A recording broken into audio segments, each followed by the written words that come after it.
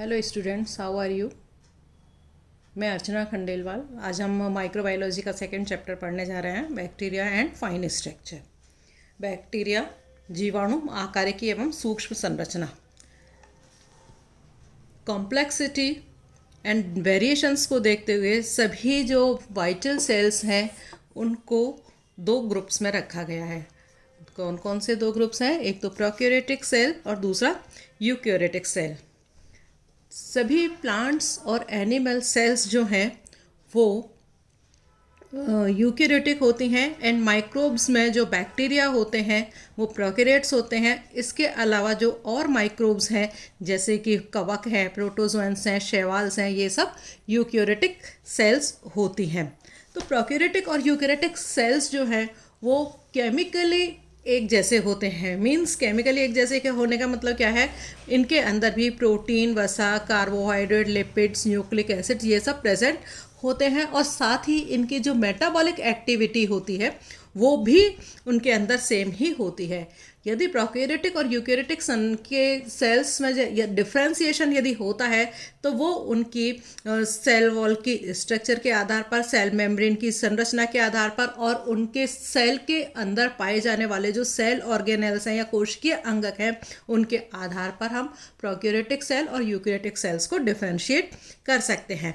Prokaryotic cells और eukaryotic cells में basically क्या डिफरेंस होते हैं?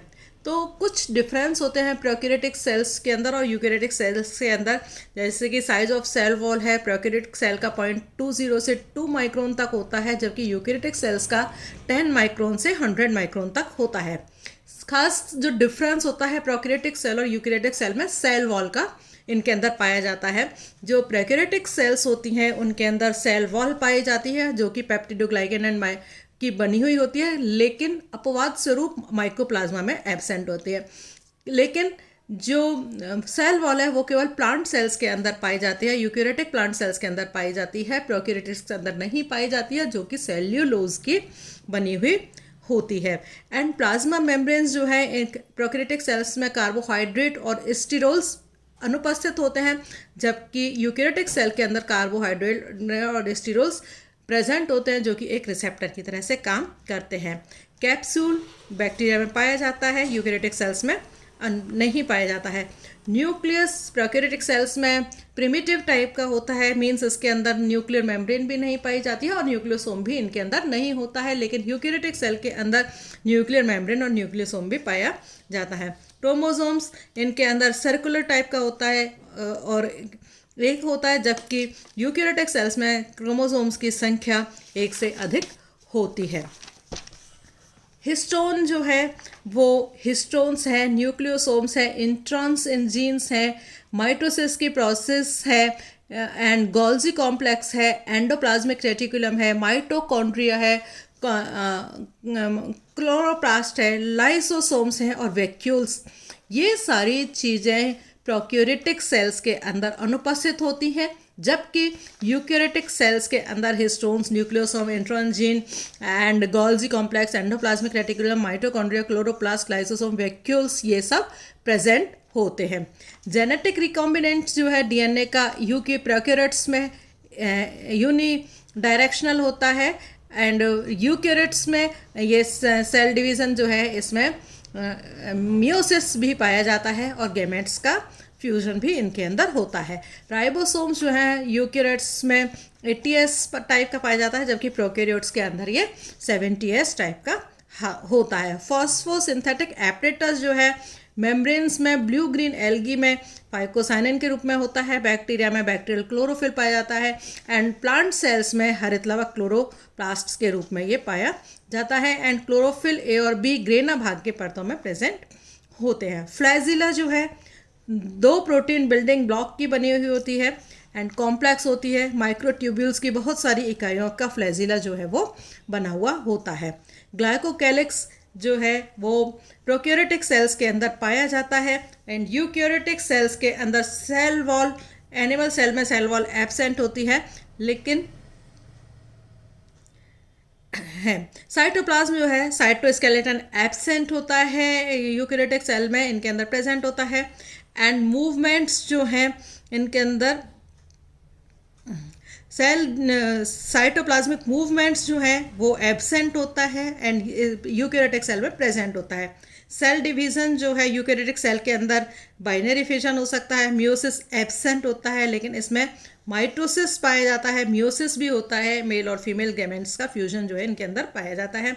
एंड डिफ्रेंसिएशन इनके अंदर बहुत रूडिमेंट्री, बहुत प्रिमिटिव टाइप का होता है, जबकि इनके अंदर डिफ्रेंसिएशन जो है सेल टाइप पाया जा सकता है, टिश्यू पाया जा सकता है, ऑर्गन पाए जा सकते हैं, ऑर्गन सिस्टम जो है वो इनके अंदर पाया जा सकता है।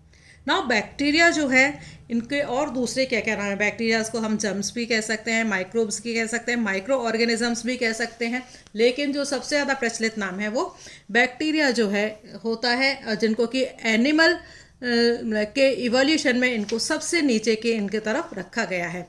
जो बैक्टीरिया होते हैं उनके अंदर कुछ जो कैरेक्टर्स हैं जनरल एक कोशिकीय होते हैं, एंड इनके अंदर जो जनन है, रिप्रोडक्शन है, वो सिंपल फिजन के द्वारा, विखंडन के द्वारा होता है, एंड कोशिका भित्ति अब उपस्थित होती है, केंद्रक झिल्ली और केंद्रिका का अभाव इनके अंदर पाया जाता है।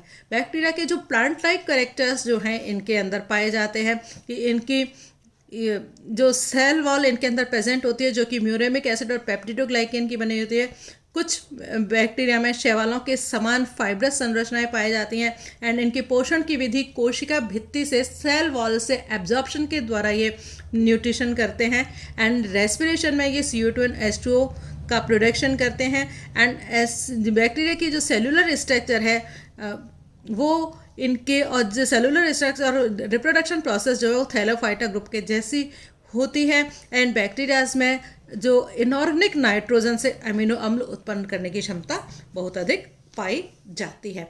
नाउ डिस्ट्रीब्यूशन, बैक्टीरियाज जो हैं वो कहाँ कहाँ पर पाए जा सकते हैं। बैक्टीरिया अत्यधिक सरल संरचना वाले प्रोकैरियोटिक्स हैं, जिनमें एडप्टेशन पावर बहुत ज़्यादा पाई जाती है। ये हर तरह के एनवायरनमेंट में ये प्रेजेंट हो सकते हैं, और इनके अंदर अत्यधिक temperature, pH, oxygen tension, osmotic pressure, atmospheric pressure को सहन करने की इनके अंदर काफ़ी क्षमता होती पाई जाती है। ये ज्वालामुखी के को छोड़कर विश्व के सभी भागों में ये प्रेजेंट होते हैं। ये सॉइल में पाए जा सकते हैं, पानी के सोर्सेज में पाए जा सकते हैं, मेराइन वाटर में, फ्रेश वाटर में, गंदे पानी में पाए जा सकते हैं, वायु में, एयर में पाए जा सकते हैं, प्राणियों के शरीर के अंदर पाए जा सकते हैं, प्राणियों के शरीर के बाहर पाए जा सकते हैं। मीन्स ओमनी प्रेजेंट हैं, ये हर जगह पर मिल जाते हैं। नाउ बैक्टीरियल साइज क्या होता है।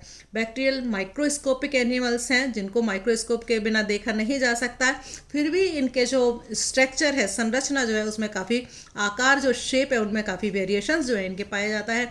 इनका जो शेप है वो 0.75 माइक्रोन से लेकर के 1.5 माइक्रोन तक सामान्यता हो सकता है, और इनका जो डायमीटर है वो 1.25 से 2 माइक्रोन तक नॉर्मली पाया जाता है। कई बार जब हम स्लाइड बनाते हैं तो इनकी शेप बदल जाती है। रॉड शेप बैक्टीरिया जो होते हैं वो 2.3 माइक्रोन से लेकर के 115 माइक्रोन तक के बड़े हो सकते हैं। सबसे छोटा रॉड शेप बैक्टीरिया जो है वो डायलिस्टर न्यूमोसिंटेस होता है, जिसका कि साइज जो है 0.15 माइक्रोन से लेकर के 0.3 माइक्रोन तक होता है। जबकि जो स्प्रिलियम वॉल्यूटेंस है उसकी लंबाई 1 माइक्रोन से लेकर के 1.5 माइक्रोन तक होता है। एंड बैक्टीरिया जो सल्फर बैक्टीरिया जो है थाइफाइसा वॉल्यूटेंस का व्यास डायमीटर जो है 15 माइक्रोन होता है, जो कि बैक्टीरियाज के अंदर सबसे ज़्यादा होता है।